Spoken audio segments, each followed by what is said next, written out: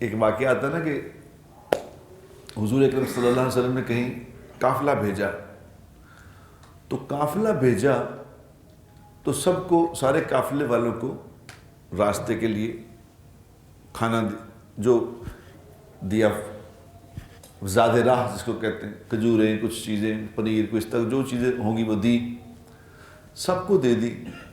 ایک کو کچھ نہیں ملا۔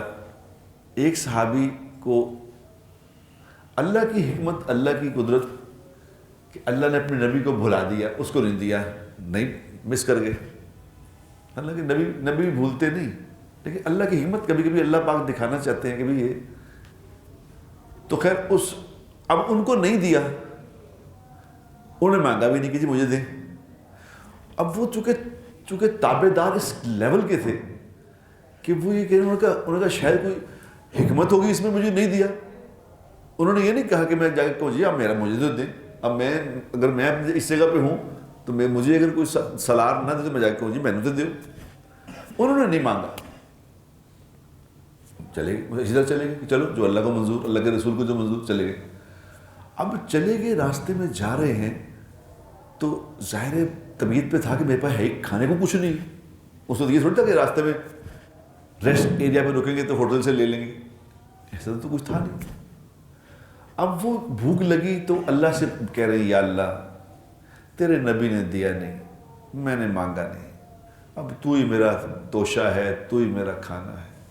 یہ کہنا شروع کر دیا اللہ سے، یا اللہ تیرے نبی نے دیا نہیں، میں نے مانگا نہیں، تو ہی اب میرا توشہ ہے، تو ہی میرا کھانا ہے۔ یہ کہتے جا رہے ہیں، اوپر سے جبرائیل علیہ السلام پہنچ گئے کہ یا رسول اللہ اس کو تو کچھ بھجوائیں، وہ اللہ سے بات کر رہا ہے۔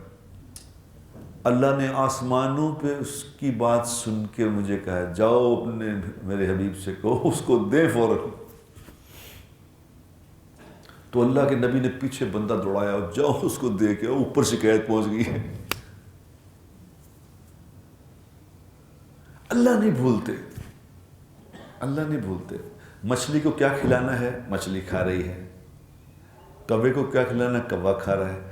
ایک گندم کہاں اگ رہی ہے، اس گندم کے پودے سے کہاں آٹا بنے گا، کہاں جانا ہے اس آٹے نے، کس کس آدمی نے کھانا ہے، جو اس کے ٹکڑے بچ جائیں گے ان ٹکڑوں کو کس کس جانور نے کھانا ہے، جو ان کے ذرات بچ جائیں گے اس کو کس کس چونٹی نے، کس کس پرندے نے، کس کس وہ جو چھوٹے چھوٹے ہوتے ہیں وہ کس کس نے کیا کھانا ہے، وہ سب طے ہے اس کے ہاں۔